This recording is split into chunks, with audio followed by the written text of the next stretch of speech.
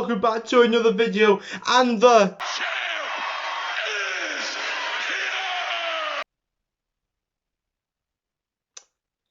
so without further ado, let's get into the video. Right, so basically today's video is a little bit different. We're just doing a little bit of talking about certain stuff and that, okay? But I will say, I think it's next Friday, there will be another video out for the Champions League final, and it'll be on FIFA. So that'll be an enjoyable video, that'll be a good video to watch. Make sure you stay tuned for that. I've got a lot of other stuff, like once the season's done on Sunday, I think on the Monday, there'll be a video there reacting to my Premier League predictions. Obviously, once the season is about to start, I'll do my new Premier League predictions. There will be multiple World Cup content coming out for you. There will be rating kits once kits are out, okay, for the home, away and third. Much more enjoyable content will be on its way. But gotta get through these a little bit more, okay, where you just got to wait a little bit, okay, and then the videos will just flood out from July. They'll probably just be flooding out, so it'll be fun, okay, but you gotta be a little bit patient. But today, a little bit of talking about how we won the FA Cup, about will Salah, Van Dijk and Fabinho be fit for the Champions League final, and how they currently. There are also some news on transfers and that, and I just want to get through some little bits with you, okay, and how possibly the quadruple may possibly still be on. So yeah, let's get into it first with some Salah, Van Dijk and Fabinho stuff on injuries and all that. And there was some news that I saw from Anfield Watch on Twitter, and it says Salah and Van Dijk are set to miss Liverpool's Premier League trip to Southampton on Tuesday, as Jurgen looks to protect their fitness before the Champions League final. So what I'm expecting, and what I should tell you to possibly expect, is the Southampton game. You will not see Fabinho, you will not see Van Dijk, you will not see Salah at all. They won't even be on the bench, okay? For the Wolves game, you may see Van Dijk and Salah on the bench for the Wolves game, okay?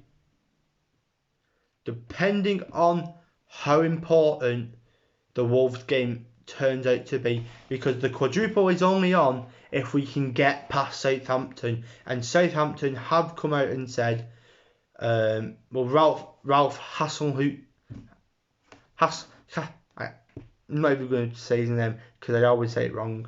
Hasenhüttl, Ralph anyway, has come out and said they're going to treat this like a Champions League final themselves. So Southampton are going to go difficult on us, are going to go hard on us, and for us to get past that, we have to win, which could be tricky, you know, without Van Dijk, Salah, Fabinho.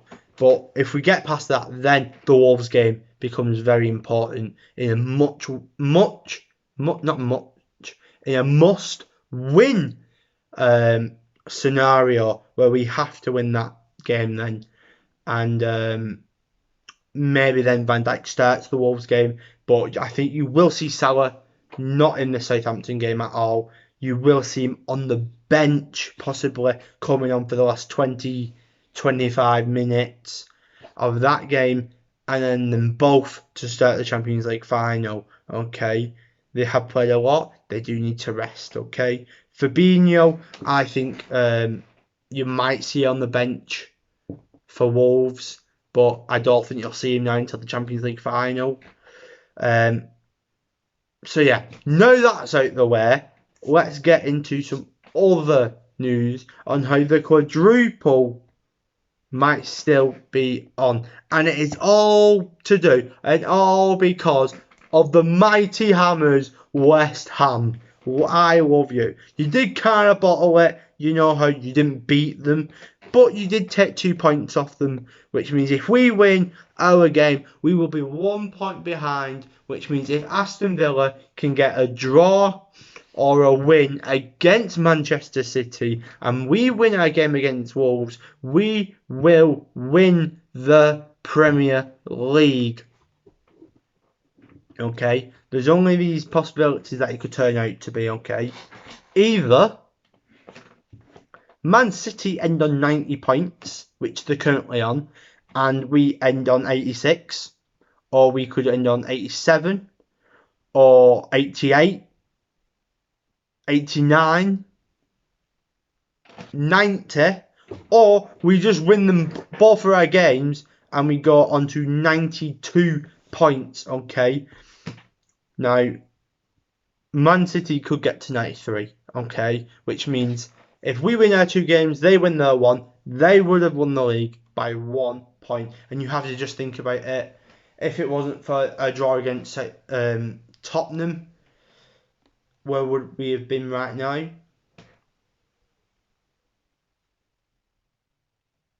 I'll tell you where we would have been. We would have been 1 point behind them currently.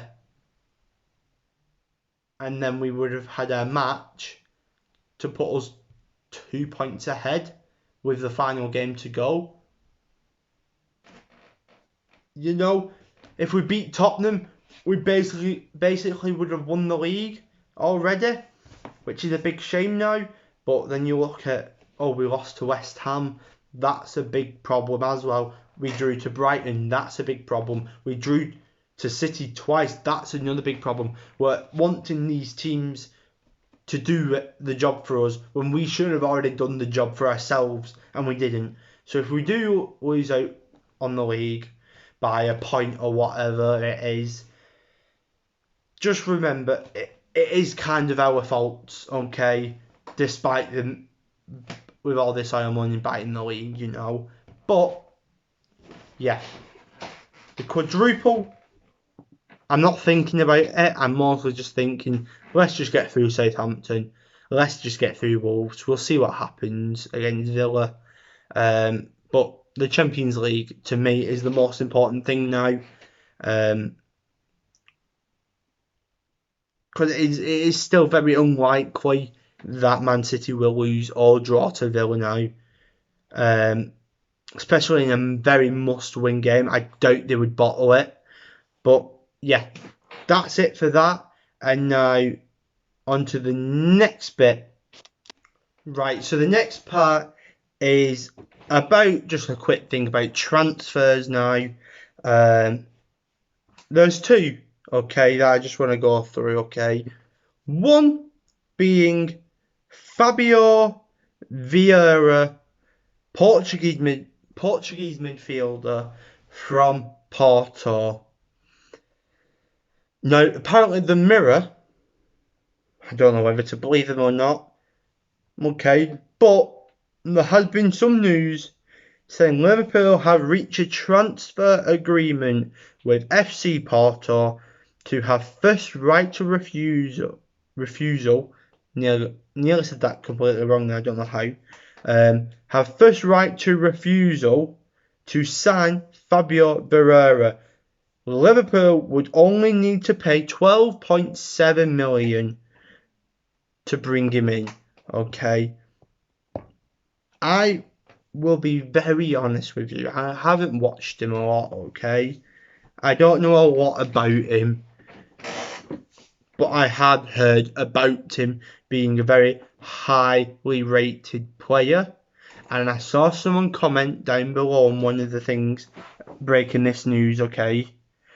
He's 21 years old, and someone said that he is Odegaard, but deeper, but plays deeper.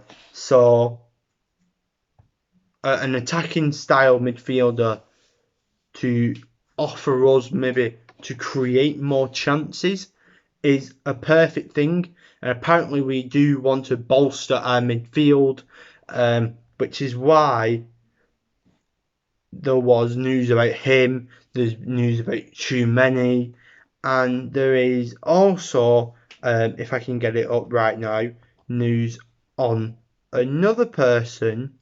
So let me just get it.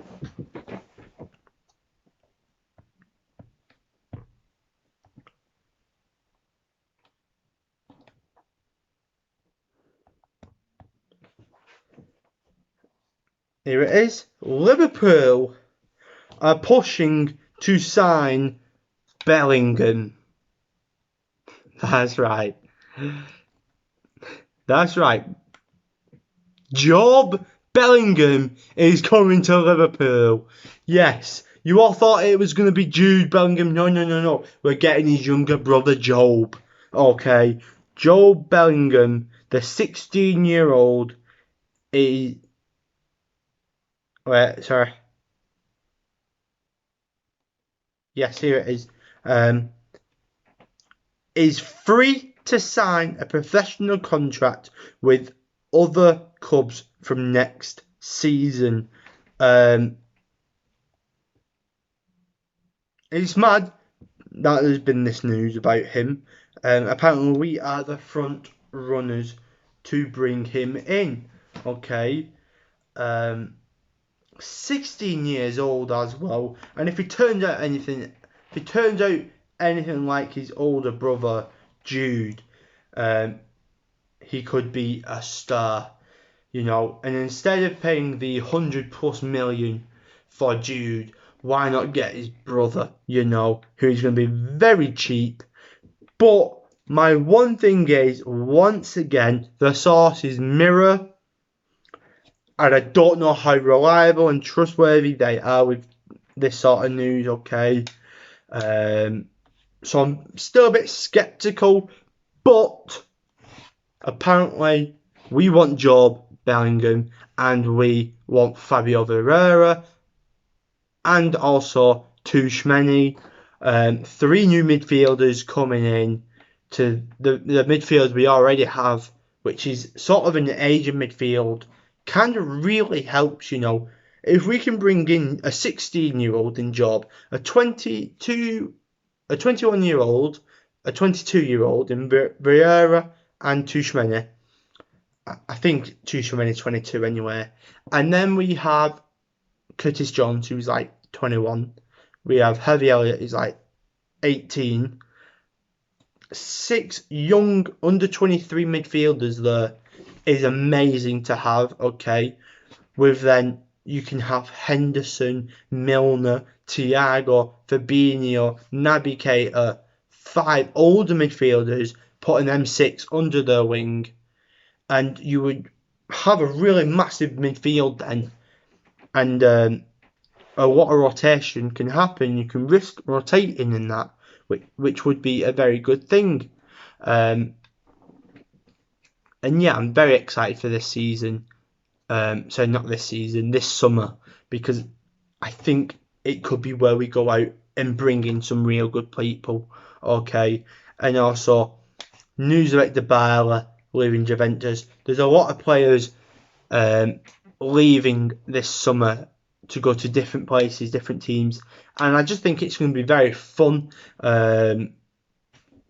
Hopefully a very fun transfer window, and yeah, that is... Sorry, the camera went off.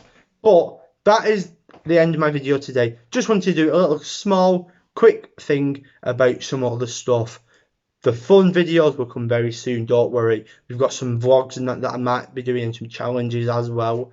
And yeah, stay tuned for them. Make sure you subscribe on the road to 100 subscribers. And it's been your boy, Archer76. Make sure you like this video if you did enjoy. And I will see you in the next video. Boom!